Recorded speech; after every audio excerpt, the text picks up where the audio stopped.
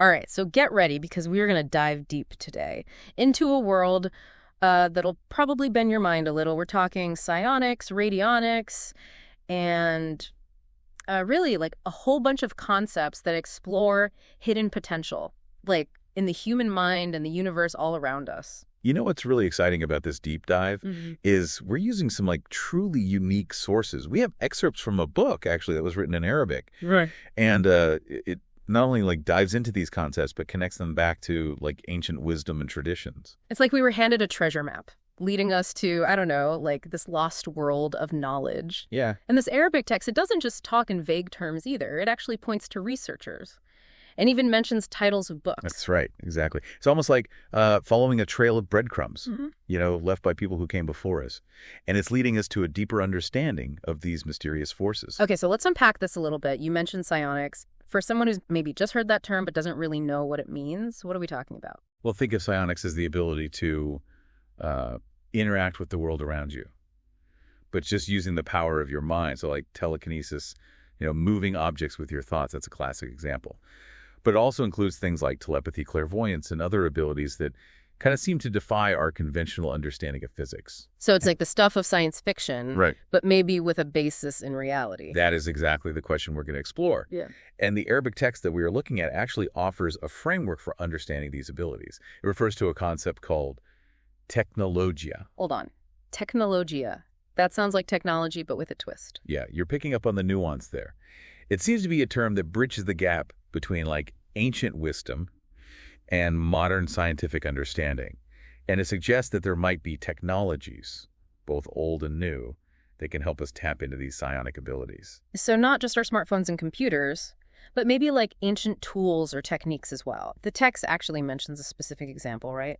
Yes, it refers to a book called The Black Box and Other Psychic Generators. It was written by W.E. Davis. The black box and other psychic generators. Okay, now. The title itself is intriguing. Yeah. It suggests the possibility of creating devices that can interact with or even amplify psychic phenomena. Psychic generators. Okay, now that definitely sparks my curiosity. I'm imagining something straight out of, I don't know, like a Nikola Tesla lab. Do we know anything about what these devices might look like or how they might work? Well, unfortunately, our sources don't provide any specifics about Davis's work. But even the mention of such a book is significant because it suggests that there's a tangible practical side to psionics, that it's not just purely theoretical. So we're talking about the potential to harness these abilities, maybe even amplify them with technology. What kind of implications could that have? Well, the possibilities are vast. And to be honest, a bit mind-boggling. Imagine a world where we could communicate telepathically, or where we could heal ourselves with the power of our minds. The text also mentions another researcher, William Hale, and he explored the concept of a subspace mind. A subspace mind. Okay, now you've really got my attention. What does that even mean? Is this like some kind of alternate dimension in our minds? It's a fascinating concept.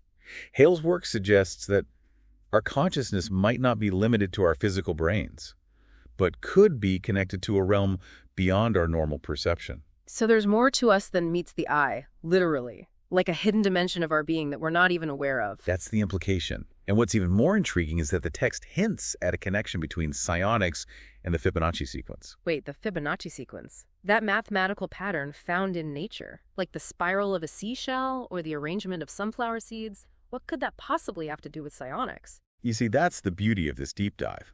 We find unexpected connections. The text seems to suggest that there's a hidden order, a mathematical underpinning to these abilities. So math and mind power, all kind of intertwined. Yeah. That's not a connection I would have made on my own. It opens up a whole new way of thinking about these phenomena. Perhaps the Fibonacci sequence is a kind of code, a key to understanding how the physical and the mental realms interact.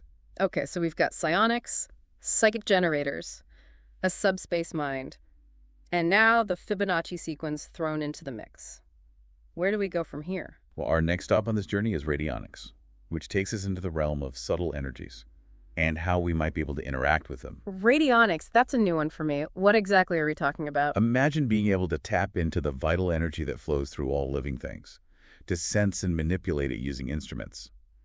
That's the essence of radionics. Vital energy. Is that like a life force or some kind of universal energy field? It's a concept that has been explored in many different traditions and cultures throughout history.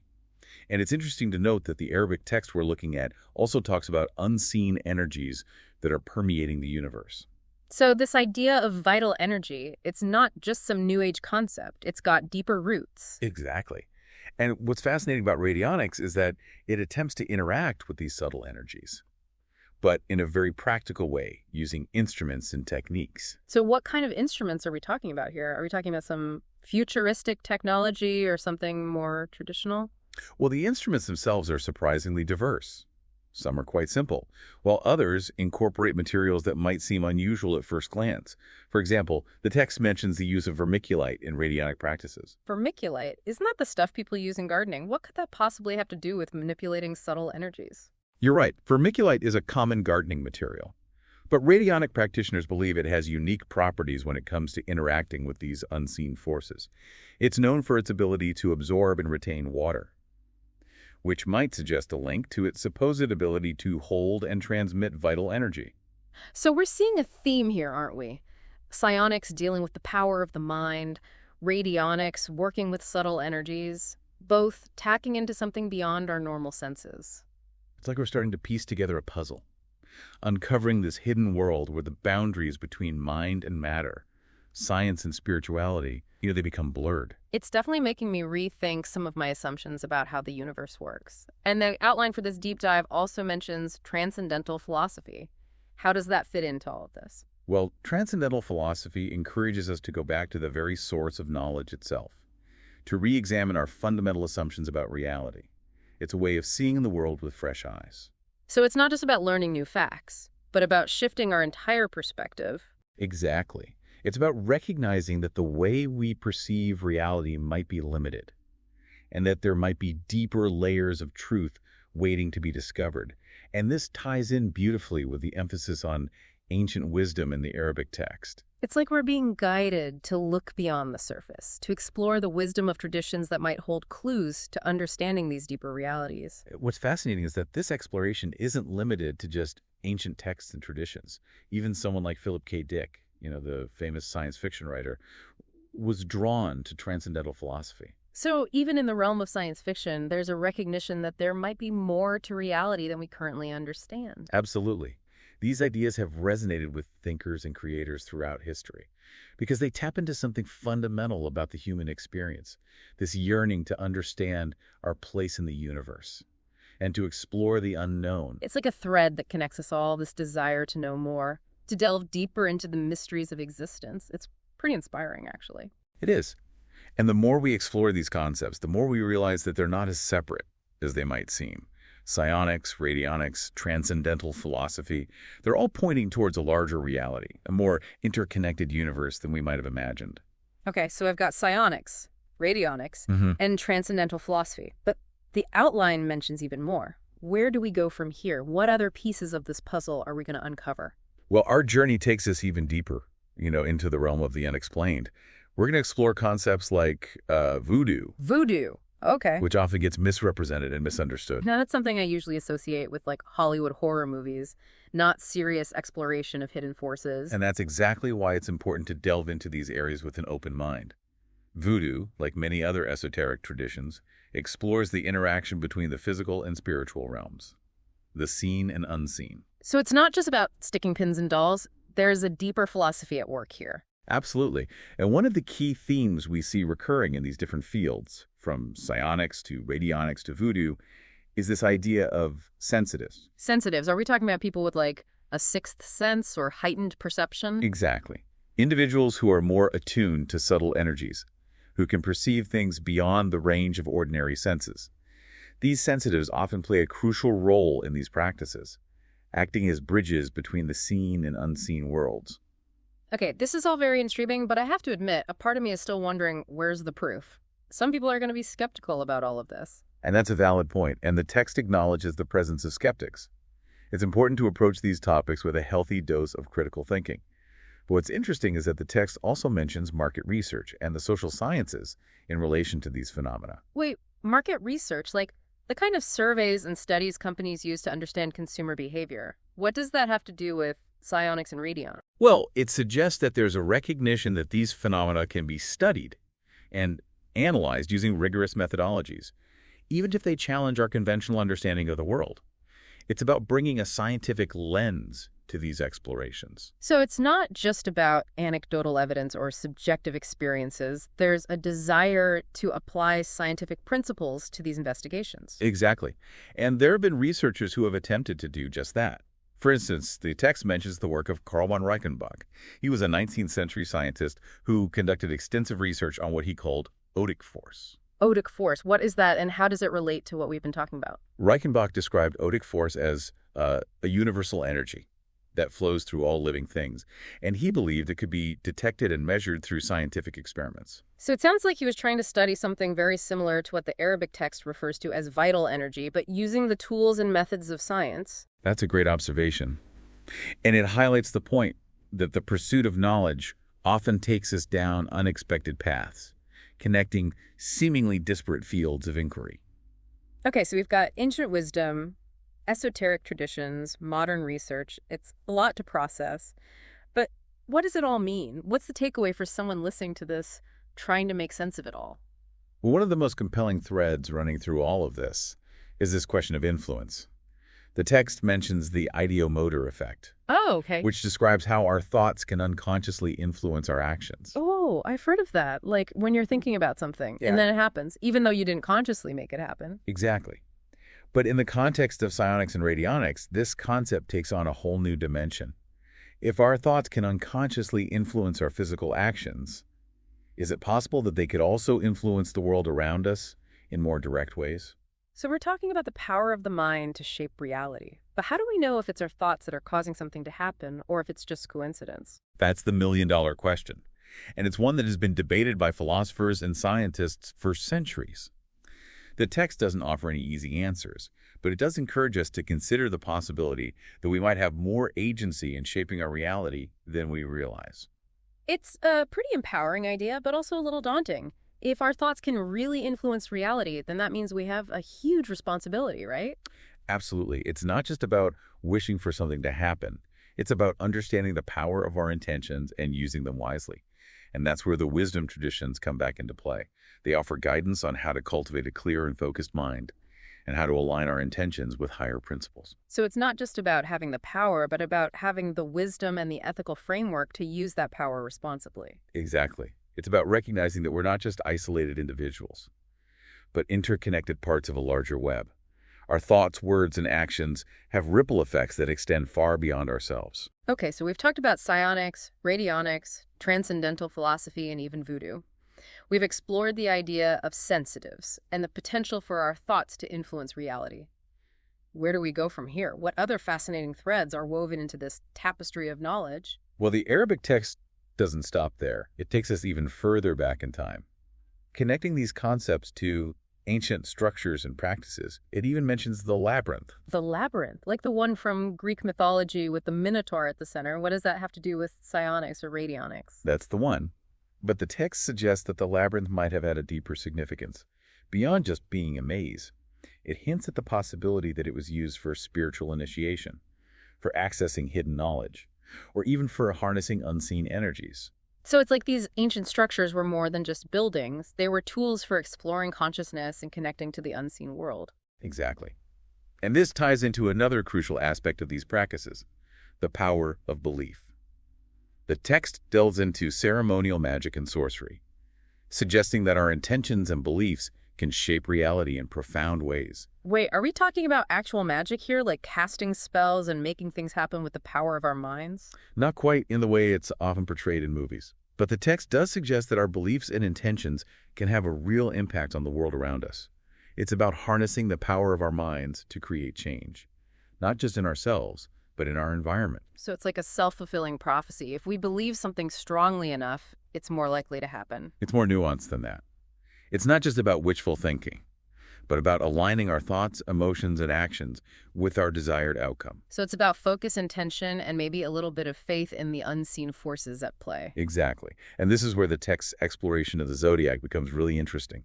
It suggests that there are cosmic forces at work, influencing our lives in ways we might not fully understand. So it's not just about our individual beliefs, but about tapping into these larger cosmic energies. Right. It's about recognizing that we're part of a much larger web of interconnectedness. and that our thoughts and actions have ripple effects that extend far beyond ourselves. Wow, that's a lot to take in. Psionics, radionics, ancient wisdom, the power of belief. It feels like we're uncovering a whole new way of seeing the world. We are. And one of the things that I find most compelling about all of this is the theme of transformation. Whether it's through psionic abilities or radionic instruments or esoteric practices, there seems to be a common thread of seeking to transcend our limitations and access a higher state of being. So it's not just about understanding these concepts intellectually, it's about actually applying them to our lives and using them to grow and evolve. Exactly. And that's where the real power of this deep dive lies. It's not about gaining some kind of supernatural power over others, but about unlocking our own potential and evolving into something more than we currently are. That's a beautiful way to put it. But let's be honest, a lot of this stuff sounds pretty out there. How do we even begin to approach these concepts in a way that feels grounded and practical? That's a great question. And I think the sources we're looking at offer some valuable clues. Remember the mention of market research and social sciences.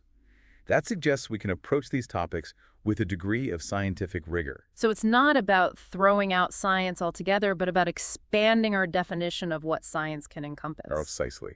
And the work of researchers like Carl von Reichenbach, who tried to study odic force, scientifically shows that there's a precedent for this kind of inquiry. So even though these concepts might seem radical, they're not entirely outside the realm of scientific investigation. Exactly, and that's what makes this deep dive so exciting. It's an invitation to bridge the gap between what we traditionally consider science and what we might call mysticism or esoteric knowledge. It's like we're breaking down those artificial barriers and recognizing that there might be a spectrum of knowledge that encompasses both. Right, and that openness to the unknown is really the key to unlocking the potential of these concepts. Yeah. It's about embracing a spirit of curiosity and exploration, and being willing to question everything we thought we knew. Okay, I'm feeling that spirit of exploration. We've talked about the power of the mind, the mysteries of ancient wisdom, and the importance of belief. What's next? Where does this deep dive take us from here? You know, it's exhilarating and a little overwhelming to think about all this. Yeah. You know, like the potential we might have to shape our own reality. It really does challenge you to look at the world differently, huh? Like, what if even a fraction of what we've been talking about, like, what if it's true?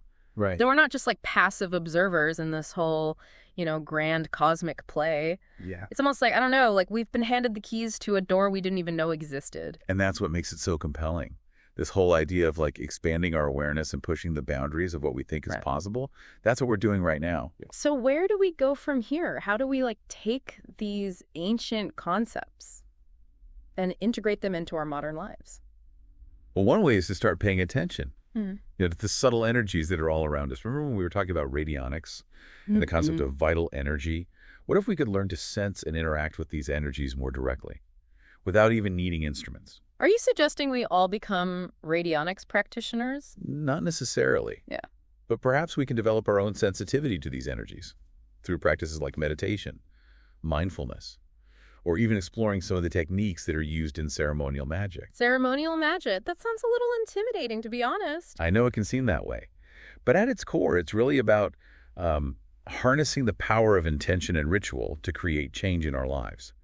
And those are principles we can apply to any area, really, whether it's our health, our relationships, or even our creative pursuits. So it's not about waving a magic wand and making things appear out of thin air, but about aligning our energy and our focus to manifest our desires. Exactly. And it's a process that requires patience, discipline, and a willingness to step outside of our comfort zones. It's like, I don't know, like we're explorers setting sail into uncharted waters, not knowing exactly what we'll find, but trusting that the journey itself will be transformative. That's a beautiful analogy. Yeah.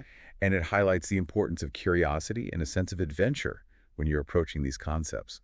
It's not about becoming dogmatic or rigid in our beliefs, but about allowing ourselves to be open to new experiences and to the possibility that the universe is far more mysterious and wondrous than we can imagine. This deep dive has been such an eye-opening experience. I feel like I've been given a glimpse into a whole new way of seeing the world. And that's what we aim for. Remember, this is just the beginning of your exploration. There are countless books, researchers, and traditions out there waiting to be discovered. So where should the listener go from here? What's the next step on this journey of discovery? Well, one question that keeps coming back to me, and it's one the sources didn't explicitly address, is this. If our thoughts and beliefs can truly shape reality, What responsibility do we have for the world we're creating? Wow, that's a profound question. It really makes you consider the implications of everything we've been discussing. Exactly. If we're truly shaping reality with our minds, then it becomes even more crucial to cultivate awareness, compassion, and responsibility for the thoughts, the words, and the actions we put out into the world. So it's not just about personal transformation, but about contributing to the collective evolution of consciousness. Precisely. And who knows what incredible possibilities might unfold if we can all learn to harness the power of our minds and hearts for the greater good. What a thought-provoking way to wrap up this deep dive. I feel inspired to go out and explore the world with a renewed sense of wonder and purpose. And that's exactly what we hope for. Happy exploring.